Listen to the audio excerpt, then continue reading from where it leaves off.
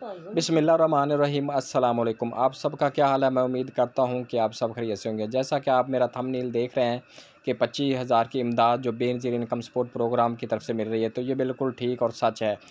तो हम इस पर तफसील से बात करते हैं कि ये किन को पैसे मिल रहे हैं और कहाँ से मिल रहे हैं।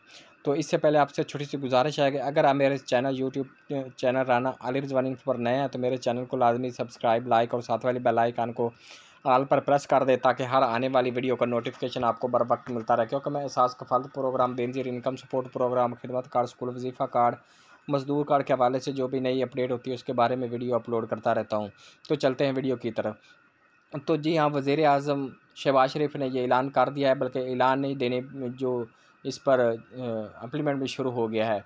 तो जहाँ पर सैलाब आए हैं, ज़्यादा सैलाब आए हैं, बल्कि बलूचिस्तान में जहाँ ज़्यादा तबाही हुई और गरीब जो घराने थे उनके घर जो ख़त्म हो गए थे, तो वहाँ पर 25,000 की इमदाद बेनज़ीर इनकम सपोर्ट प्रोग्राम की तरफ से देना शुरू कर दी गई है।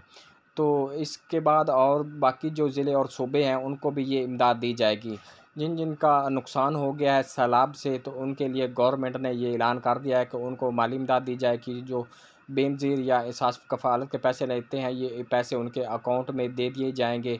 और ये प्रोग्राम शुरू हो गया है तकरीबन 2-3 दिन से, और बलूचिस्तान में पैसे जो है पहले मरले में देना शुरू कर दिए गए हैं। इसके बाद जब दूसरे ज़िलों की बारी आएगी या सूबों की बारी, तो इंशाल्लाह उनके अकाउंट में भी 25,000 गवर्नमेंट जो है वो दे रही है।